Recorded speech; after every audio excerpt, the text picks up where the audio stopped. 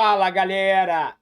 A maior expectativa da estreia nesse Campeonato Carioca era justamente a do Fluminense. E foi justamente a maior decepção, né?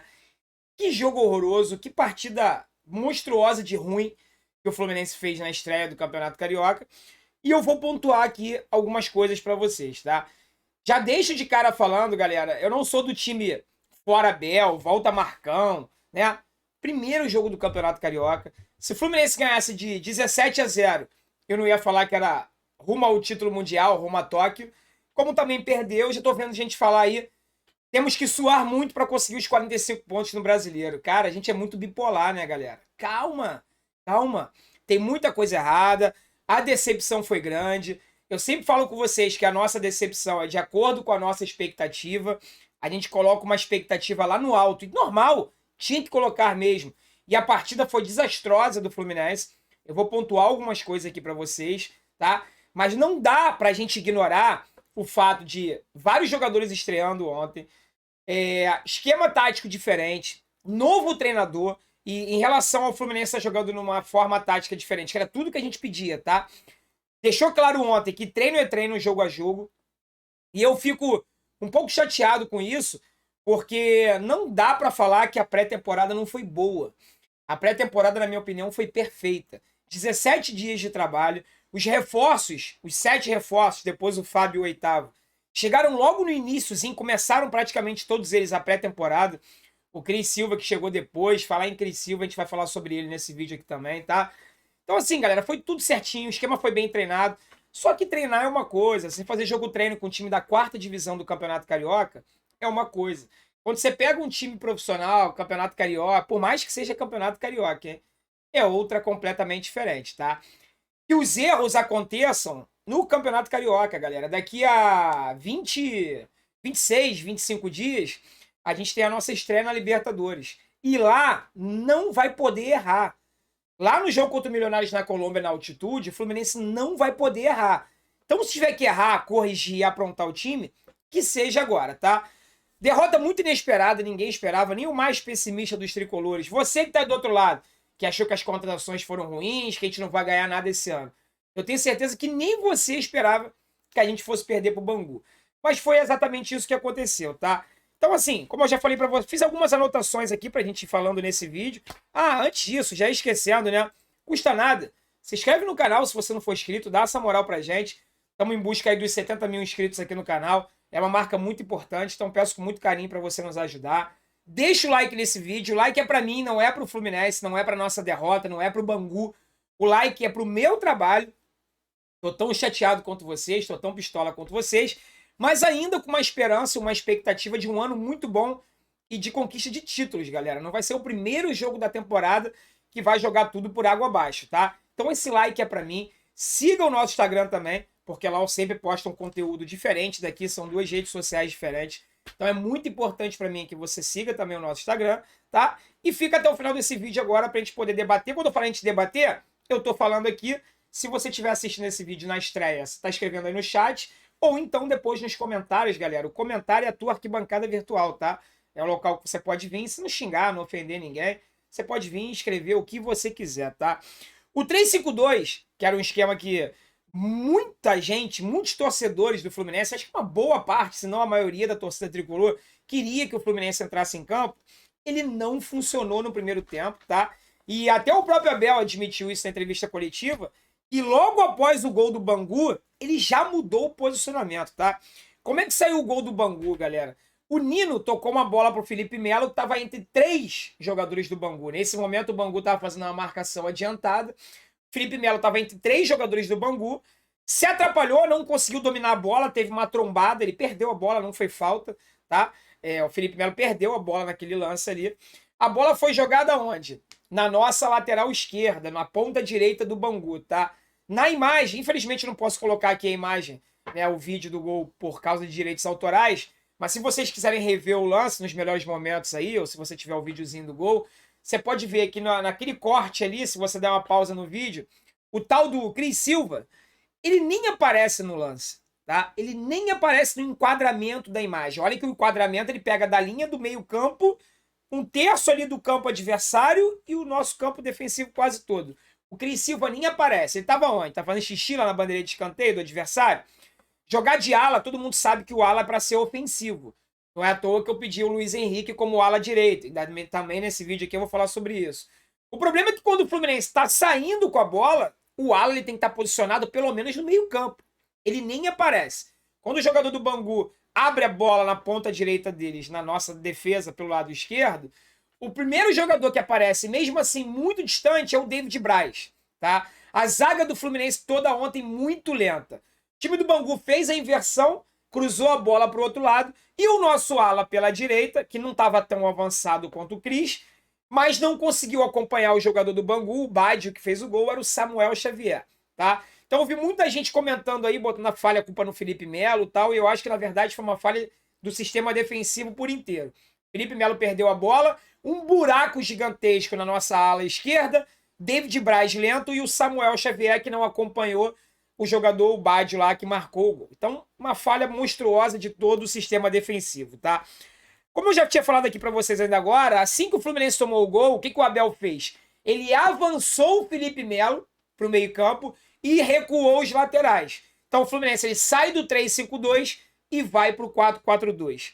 Não muda absolutamente nada. O time continua muito mal e era para o Bangu ter terminado o primeiro tempo 2-0 se não fosse uma grande defesa do Marcos Felipe. O Marcos Felipe começou o ano da mesma forma que ele terminou. Inclusive nas derrotas, salvando o Fluminense de perder por um placar maior. Tá? Então você que acha que o Marcos Felipe é frangueiro, ou melhor, nunca ouvi ninguém falar que o Marcos Felipe é frangueiro. Que eu ouço falar que ele não pode ser titular do Fluminense porque ele não pega pênalti. O que adianta pegar pênalti e sofrer gols fáceis durante o jogo? Isso ele não faz. Então, na minha opinião, Marcos Felipe, muito bem na partida de ontem, um dos poucos que se salvou e merece a titularidade, tá? Já na volta do intervalo, o Abel volta com o Luiz Henrique no lugar do Felipe Melo. Ele já abriu o Fluminense num 4-3-3. Bigode pela esquerda, Luiz Henrique pela direita e o Fred centralizado. Então, galera, em 45 minutos mais os acréscimos, o Abel alternou demais os esquemas. É claro que a gente quer que alterne, pode parecer contraditório o que eu vou falar agora, mas não dá para quando o time está desentrosado, ainda tentando jogar de uma forma, em 45 minutos você coloca o time para jogar em 3 sistemas diferentes. O Fluminense começou no 3-5-2, tomou o gol, foi pro 4-4-2, voltou do intervalo no 4-3-3. Como é que os jogadores vão se adaptar a isso? Né? O Luiz Henrique, obviamente, muito incisivo. O próprio Abel falou na entrevista coletiva que ele é titular desse time, que ele só não começou por causa da Covid, e eu acho isso muito contraditório, eu acho isso uma desculpa esfarrapada, porque o Samuel Xavier teve Covid, o Marcos Felipe teve Covid, e ambos foram titulares nessa equipe, tá? Eu acho que o Abel realmente tinha alguma dúvida se ele começaria com o Luiz Henrique ou não, essa é a minha opinião, mas depois do segundo tempo de ontem ficou muito claro, inclusive para ele, tá? A forma que ele falou na entrevista coletiva deixou muito claro que contra o Madureira, o Luiz Henrique terá que ser titular. Aonde? Não sei. Lembra quando eu falava para vocês que ele tinha que ser um ala, que ele tinha que jogar aberto pela direita, não voltar tanto para marcar, voltar até a linha do meio campo, no máximo no primeiro terço defensivo? Exatamente por isso. Pro Luiz Henrique entrar nesse time, vai sair o William Bigode. E que saia, tá? Porque não dá para jogar com 2 centroavantes pesados. Não dá para jogar com Fred e Bigode, não dá para jogar Fred e Cano, mas o Abel fez isso, tá? No segundo tempo e a gente já vai chegar lá. Então, assim, mesmo voltando no 4-3-3, galera, o Fluminense criou mais chances de gol, finalizou acho que 15, 16 vezes, 17 vezes no jogo de ontem. A maioria das finalizações para fora, porém o Bangu também finalizou 10 bolas no nosso gol. É muita oportunidade de gol para um time pequeno como o Bangu, galera. É um time quase semi-amador aí. Todo respeito ao Banguzão, Série D do Campeonato Brasileiro, não tem condições. A gente deu muitas oportunidades de finalização para o Bangu também. Apesar que no segundo tempo foi menos e o Abel falou sobre isso na entrevista também, né? E aqui eu deixo algumas perguntas agora que eu também não encontro resposta. Eu gostaria que o Abel respondesse aí. Ah, não vai responder, enfim. Se você souber a resposta, deixa aqui nos comentários, tá? Já que o Fluminense tem 2 centroavantões de área, camisa 9, brigando pela posição, qual a justificativa, seu Abel, para o Cano, Germán Cano, entrar aos 35 minutos do segundo tempo? Essa é a primeira pergunta. A outra pergunta, o que passa na tua cabeça, Abel, para manter o Fred até o final do jogo? Terminou lá com 90 e tantos minutos, o Fred titular. Se o Fred estivesse fazendo uma partida que estivesse destruindo, coisa e tal, ok. Eu também não sou do time que acha que o Fred está aposentado, que tem que sair, que não pode mais vestir a camisa do Fluminense. Não faço parte dessa linha de raciocínio. Mas faço parte da galera que pensa que o Fred não pode ser titular absoluto desse time. Ele tem a importância dele, finalizou algumas bolas, meteu um voleio, quando talvez seria mais fácil ele meter de cabeça ou matar a bola ali e finalizar, ele tinha espaço para isso. Mas enfim, tentou, se entra esse um golaço. Fred não foi nulo no jogo de ontem. Fred saiu bastante para receber, voltou a ser o falso 10. Isso já mostra a nossa falta de criatividade no meio-campo.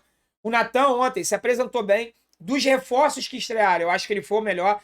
Finalizou umas 2 ou 3 bolas de fora da área. Se apresentou bem, chegando próximo da área. Só que essas 3 finalizações foram para fora. Falta acertar o gol, mas beleza. O Natan, para mim, dos reforços, foi o melhor, tá? Mas por que o Germancano entrar tanto no final e o Abel manter ali Fred e Cano no mesmo time? Isso tá na cara de qualquer torcedor que não entende nada de futebol que não vai dar certo, tá? Inclusive o Germancano sofreu aquele pênalti bizonho, bizarro, não marcado pela arbitragem. Eu não vou ficar falando muito disso, porque se o Fluminense precisar da arbitragem, que ele marque um pênalti para conseguir empatar com o Bangu aos 50 do segundo tempo, é melhor fechar as portas. Mas que foi pênalti, foi. É bom deixar isso aqui registrado, tá? Uma outra bizarrice do Abel ontem foi tirar o Natan para a entrada do Martinelli. Né? O Fluminense pressando de um meio de criação, pressão. Ele estava com 4 atacantes nesse momento. O Caio Paulista tinha entrado de lateral esquerdo. Caio Paulista entrou no lugar do Cris Silva, jogando de lateral esquerdo. Tá? E vou te falar, os poucos minutos que o Caio Paulista ficou em campo, ele foi melhor do que o Cris Silva. Essa é a minha opinião, quero saber a sua. Deixa aqui nos comentários, tá? Caio Paulista ontem não entrou mal. Depois ele atuou mais como ponta esquerda. Então, nesse momento, o Fluminense tinha Caio Paulista aberto pela esquerda, Luiz Henrique pela direita, William Bigode e Fred. Depois saiu o Bigode, entrou o Germancano. Aí, no meio, o Abel tira o Natan e coloca o Martinelli. Por que não colocar a Ave? Por que não botar o Paulo Henrique Ganso? Também não queria ele mais vestindo a camisa do Fluminense, mas não tá lá, não tá no banco. Todo mundo não tá falando que ele tá arrebentando nos treinamentos, tá surpreendendo todo mundo. Cara, isso é muito contraditório para mim. Como é que o cara arrebenta nos treinos e não é colocado num jogo que o Fluminense precisa de criação? Você coloca 4 atacantes na frente e 3 volantes no meio, nenhum armador. Não entendo muito, sinceramente, tá? Alguns fatores também sobre o 3-5-2 que eu tinha notado aqui. No início do jogo, esse 3-5-2 ele precisa ser muito bem treinado para ele poder funcionar, tá? O Fluminense ele começou a marcar muito adiantado, marcando lá no campo ofensivo. Por muitas vezes a gente viu o Nino no primeiro terço do campo ofensivo, correndo atrás dos atacantes do Bangu. Se os caras conseguirem, que foi assim que saiu o gol, conseguissem uma roubada de bola, uma transição rápida, os nossos jogadores tinham que fazer longas perseguições. Só que os nossos zagueiros são lentos, tá? O Nino não é rápido, David Braz lento, Felipe Melo também, apesar de ter um excelente preparo físico, mas é lento. Isso criou muitas dificuldades pra gente. Então, assim, galera, não é terra arrasada, pelo amor de Jesus Cristo. Ontem passaram na live que mais de 1.000 sócios foram cancelados. Cara, o que passa na tua cabeça? Pro Fluminense fazer o primeiro jogo da temporada e você cancelar o sócio futebol? Cara, que mundo você vive? Eu, particularmente, não tenho nada a ver com a tua vida. Você gasta dinheiro no que você quiser, você paga sócio se você quiser. Mas, pô, reveja um pouquinho os teus conceitos de torcedor e de apoio incondicional ao Fluminense, galera.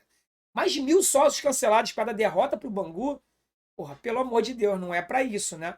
É campeonato carioca, eu quero ganhar, eu quero ser campeão, eu quero impedir o tetra do arquirrival, mas é só o primeiro jogo. Domingo, depois de amanhã, tô gravando esse vídeo sexta-feira, dia 28, volta de meio-dia, tá? Depois de amanhã já tem outro jogo.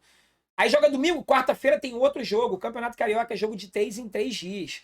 Que sirva, que todos os erros, que todas as convicções do Abel que não venham a funcionar, caiam por terra agora.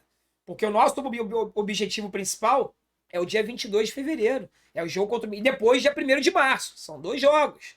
Tá? O Fluminense não pode nem pensar em não se classificar em cima do Milionário. Senão nem Sul-Americana a gente pega. Seria trágico. Aí sim seria uma terra arrasada. Aí sim seria o ano acabando praticamente no dia 1º de março. Isso não pode acontecer de jeito nenhum. Tá? Então coloca aí na tua cabeça. Vai ter oscilações, partidas ruins, até ele conseguir dar uma cara para esse time. Abel não vai sair, o Abel não tem que sair, na minha opinião. Deixa o homem trabalhar, ele vai acertar essa equipe. Pelo menos eu confio, eu tenho fé nisso, tá? Eu escolho acreditar. Eu escolho dar uma chance. Eu esquecendo de falar aqui de alguns jogadores, né? Marcos Felipe, para mim, foi o melhor da equipe. O Natan também se destacou positivamente. Felipe Melo começou bem, se adiantando, fazendo uns passes longos bacanas, os lançamentos legais também. Depois falhou no gol, saiu no intervalo. Pode ser muito útil. O que é o Samuel Xavier? O que é o Samuel Xavier? Mais uma partida que ele não acerta um cruzamento. O Mário Pineda entrou no segundo tempo também, colocado pelo Abel. Errou alguns passes bobos, saiu com a bola pela linha lateral, mas acertou 2 ou 3 cruzamentos na medida.